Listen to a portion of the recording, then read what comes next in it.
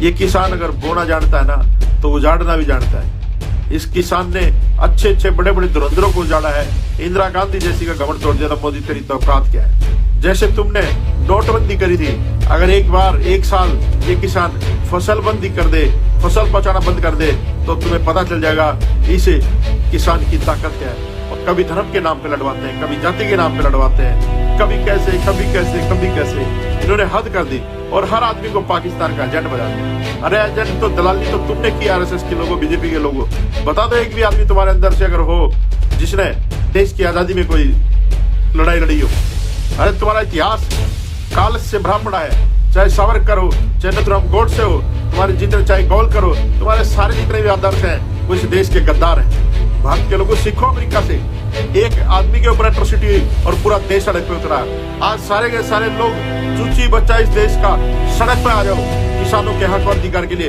देखते हैं सरकार साली कहां तक भागेगी हमारे। अब एक बात तो तय है कि या तो ये सरकार जाएगी या ये कानून खत्म हो गए जो इन कुत्तों ने बनाए हैं। तो साथियों, ये अच्छे दिन जो मोदी जी तालियां बजा बजा कर भाइयों बहनों, भाइयों बहनों, भाइयों बहनों, अब देख लिया भाइयों बहनों, दे दो और वोट बीजेपी को, और दे दो इस रंडवे को वोट। इनके सरकार के पीछे कुछ है नहीं और तुम्हारे भी नहीं रहने देंगे ये लोग। साथियों, आज के जो हालात हैं, आज पूरे देश में हाहाकार मचा हुआ है। आज इस देश का जन जन परेशान है। अभी 3-4 दिन से जो हालात हैं, इस देश की संसद में बैठी निकम्मी और बेशरम सरकार ने जो देश के संविधान के साथ खिलवाड़ रोज की रोज कर रही है, किसानों को लेकर के 3 कानून पास किए थे, जिन कानूनों की वजह से पूरे देश का किसान परेशान है। और पूरे देश के किसानों ने एक निर्णय लिया कि हम लोग दिल्ली जाएंगे और दिल्ली में गूंगी बहरी सरकार को अपनी आवाज सुनाने का काम करेंगे। साथियों देखिए, दिल्ली पुलिस ने और पैरामिलिट्री फोर्सेस ने जितने हाईवेज थे उनको खोद दिया, उनके आगे बड़े बड़े पत्थर डाल दिए, लाठी चार्ज किया, वाटर कैनन चलाया, आंसू गैस के गोले छोड़े। लेकिन मैं सल्यूट करता हूं किसानों के जज्बे को कि एक सरकार उनकी हिम्मत के आगे हार गई और सरकार को बुराड़ी के अंदर उनको प्रदर्शन करने के लिए जगह देनी पड़ी। साथियों, ये जो किसान है ये इस देश का अन्नदाता है। और जब एक किसान परेशान होता है, हम बचपन में सुनते थे जब हम गांव में रहते थे, अगर किसी गलत समय पे बारिश आ जाती, जैसे गेहूं पके हुए होते थे और उस समय बारिश, मौसम खराब हो जाता और बारिश आनी होती, लगता कि बारिश आ रही है, तो हमारी माँ कहती थी कि बेटा जो तवा है उसको उल्टा कर दो कि बारिश रुक जाएगी। तो जब हम छोटे छोटे थे, नादान थे, हमें पता नहीं था, हम पूछते थे कि माँ बारिश से अपना क्या नुकसान होना है, अपने कौन सा खेत है। तो मेरी माँ कहती थी कि बेटा जब एक किसान के घर में अनाज आता है तो हर किसी के घर में वो अनाज पहुंचता है। सिर्फ एक किसान से ही परिवार के लिए ही नहीं काम करता। एक किसान जब खेत में मजदूरी करता है, काम करता है, तो पूरे देश के लोगों का पेट भरने का काम एक अन्नदाता करता है। और उस खेत में सिर्फ किसान एक ही जाति का या कुछ जातियों के लोग नहीं होते, उसमें 36 बिरादरी का व्यक्ति काम करता है। हमने गांव में देखा है, अगर एक जमींदार की जाट का खेत है तो उसमें वाल्मीकि जाति के लोग, चमार जाति के लोग, धानक जाति के लोग या और जितनी भी अन्य बिरादरियां गांव में होती है, वो लोग भी खेतों में काम करने के लिए जाते हैं ताकि खेत में दिहाड़ी मजदूरी मिल सके, उनका भी परिवार का काम चल सके। पुराने समय में तो खेत में काम करने के बदले अनाज ही मिलता था, गेहूं काटने के बदले अनाज मिलता था, लावणी करने जाते थे लोग। तो 36 बिरादरी किसान है और आज इस देश का अन्नदाता सड़कों पे है। आज इस देश का अन्नदाता, उसको पुलिस के द्वारा, फोर्स के द्वारा और सरकार बैठी जिसको किसानों ने चुना था, बहुत ही उम्मीद से लोगों ने मोदी को दोबारा प्रधानमंत्री बनाया था। लेकिन ये कैसी बेशर्म सरकार है कि इसको ना किसानों की आवाज सुनती है। और साथियों, सबसे ज्यादा बेशर्मी तो तब हो गई जब इनके जो चाटुकार मीडिया है या जो इनके लोग हैं आरएसएस और जो तथाकथित जो संगठन इन लोगों ने बनवा रखे हैं, वो भीड़ में घुस करके उपद्रव करने का काम करते हैं। साथियों, उनको भी पहचानने की जरूरत है। और ये लोग इतने निकम्मे लोग हैं, चाहे जेएनयू में छात्रों ने आंदोलन किया हो, चाहे हाथरस कांड में दलित समाज के लोगों ने आंदोलन किया हो, या फिर आज चाहे किसान सड़कों पे हो, इनका क्या लगता है, कहते हैं पाकिस्तान के एजेंट हैं। अरे जब बिहार में चुनाव होता है तो आप पाकिस्तान से कहलवाते हो कि पुलवामा पाकिस्तान ने किया था। तो बिहार चुनाव में आप लोगों ने देखा कि किस बेशर्मी से इस सरकार ने पाकिस्तान से सेटिंग करके वहां से बयानबाजी करवाई। तो आज जो एजेंट है पाकिस्तान का, वो स्टूडेंट नहीं है, वो दलित नहीं है, वो किसान नहीं है।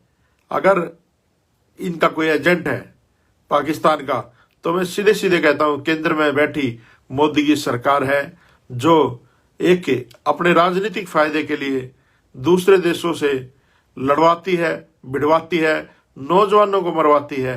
ये कैसी सरकार है? तो आज जो देश के हालात हैं वो ठीक नहीं है।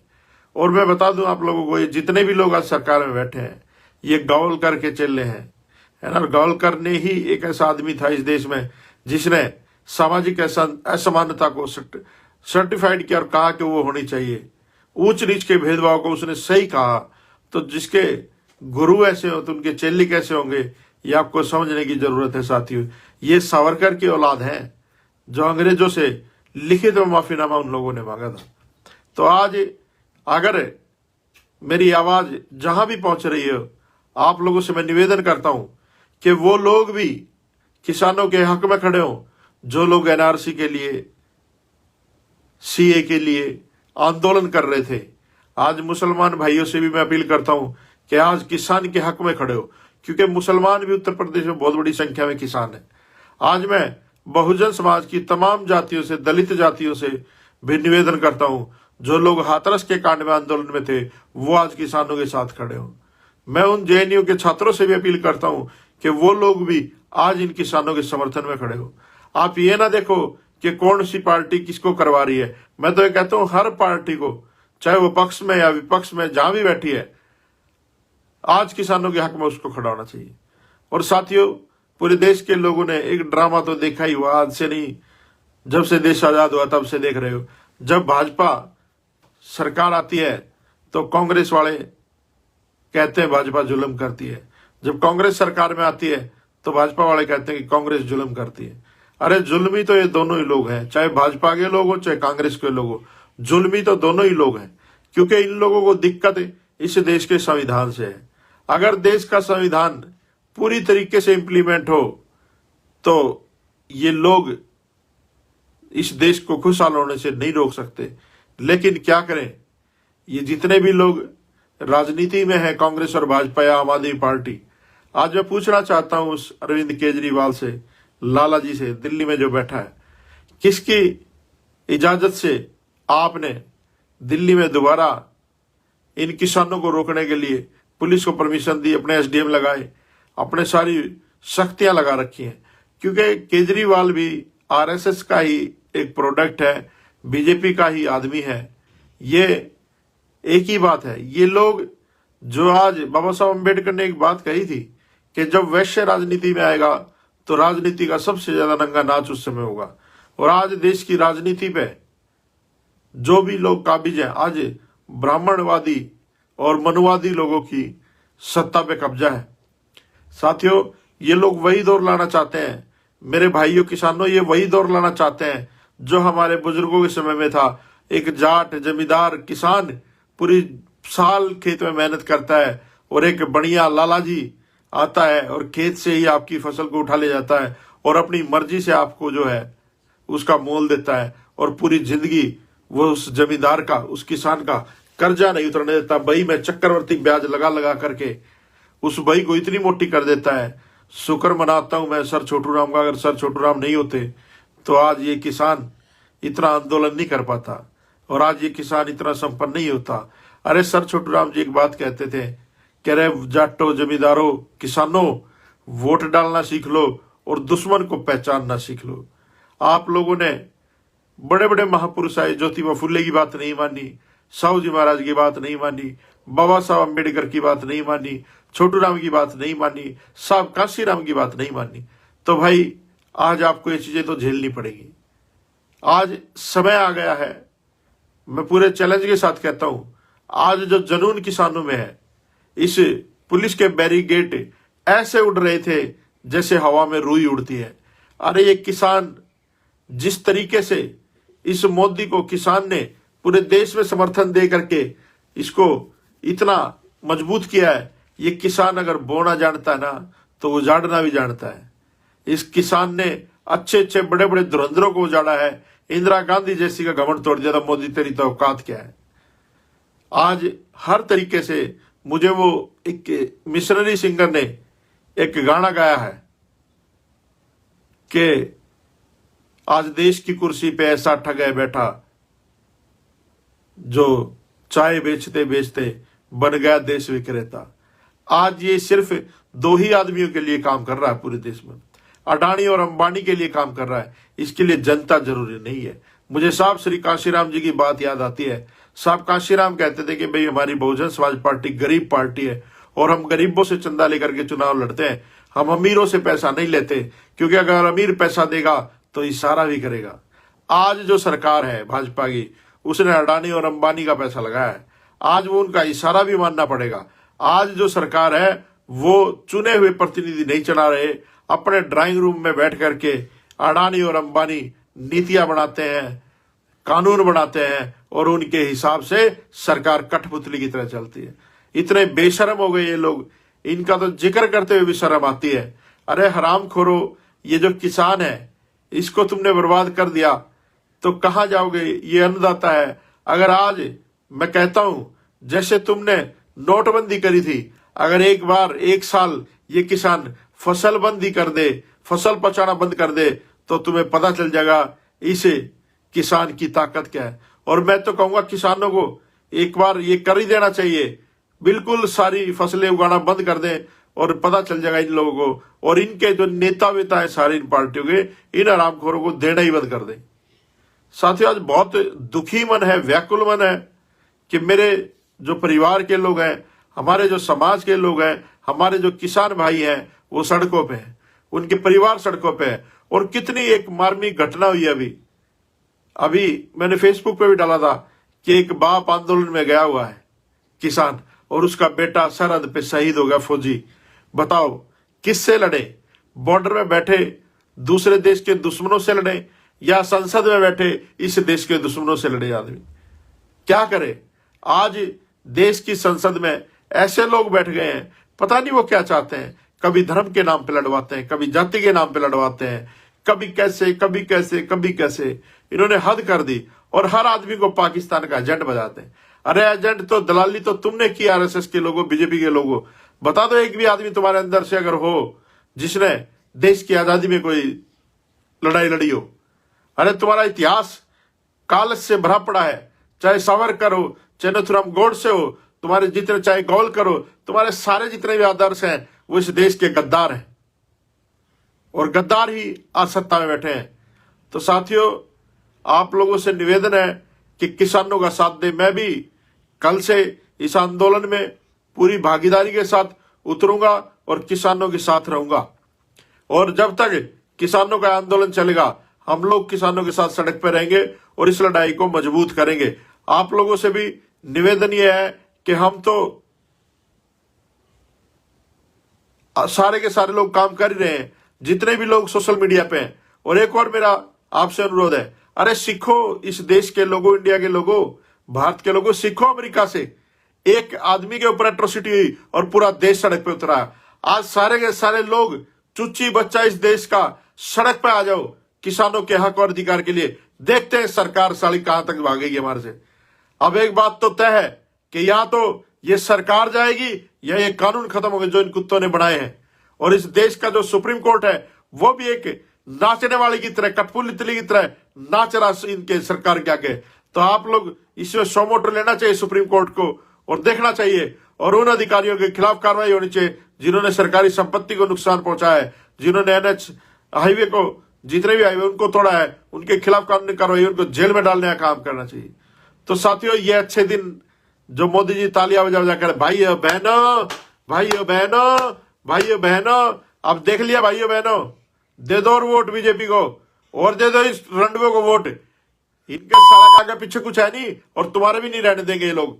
तो अब जल्दी से जल्दी इस सरकार के खिलाफ एक जन आंदोलन शुरू करो ताकि इसको उखाड़ के फेंका जा सके, और चुनाव बीच में कराओ। इस इलेक्शन कमीशन को भी घेरो, इसमें भी दलाल बैठा रखे इन्होंने अपने, इस इलेक्शन कमीशन को भी उखाड़ के फेंको, और इस देश में दोबारा चुनाव होना चाहिए लोकसभा का, ताकि इनको पता चल जाए कि इस देश के लोग कितने मजबूत हैं।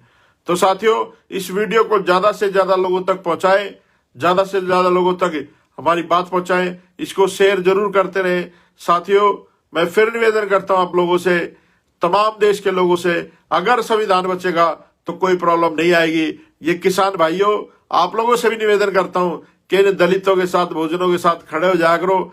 आज अगर आप लोग सारे बहुजन समाज के 85% लोग इकट्ठा हो जाओ, तो ये ब्राह्मण बनिया ठाकुर जो 15% लोग सत्ता में बैठे हैं, इनकी औकात नहीं है कि तुम लोगों के आगे टिक सके।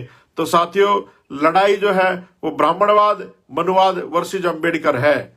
आज बाबा साहब के सपनों को अगर भारत बनाना है तो उसके लिए आपको लड़ना पड़ेगा, और जरूरी नहीं है बाबा साहब अम्बेडकर कहते थे, और टीपू सुल्तान ने भी कही थी कि 100 साल कायर की जिंदगी से जीना अच्छा है कि एक दिन शेर की जिंदगी जिया जाए। और बाबा साहब ने कहा कि जीवन जो है वो महान होना चाहिए, लंबा नहीं होना चाहिए। तो आप लोगों से निवेदन है कि आप किसानों के आंदोलन में बढ़ चढ़ करके हिस्सा लें। जो भी लोग गवर्नमेंट जॉब में, आप परवाह ना करें किसी भी चीज की, ये कुछ नहीं बिगाड़ सकते आप लोगों का। और आप लोग सब के सब लोग किसानों के लिए शनिवार एतवार को जो भी लोग एम्प्लॉय भी हैं वो लोग भी जाया करो समर्थन करने के लिए। तो आप लोगों से निवेदन है और उम्मीद करता हूं कि आप सारे लोग आज किसानों के साथ खड़े होंगे, और फेसबुक के माध्यम से, ट्विटर के माध्यम से, इंस्टाग्राम के माध्यम से, यूट्यूब के माध्यम से, क्योंकि जो मोदी मीडिया है वो तो सच्चाई दिखाने वाला नहीं है, उसने तो बताना शुरू कर दिया पाकिस्तान के एजेंट है। अरे भुट्टो के साथ सरकार तुम बनाते हो कश्मीर में, जम्मू में, है ना, और एजेंट हमें बताते हो। अरे पाकिस्तान तुम जब बिरयानी खाने जाते हो और एजेंट इस देश के लोगों को बताते हो। डूब के मर जाओ भाजपा के लोगों, और ये जो कांग्रेसी है ये एक ही लोग हैं, दोनों एक ही लोग हैं।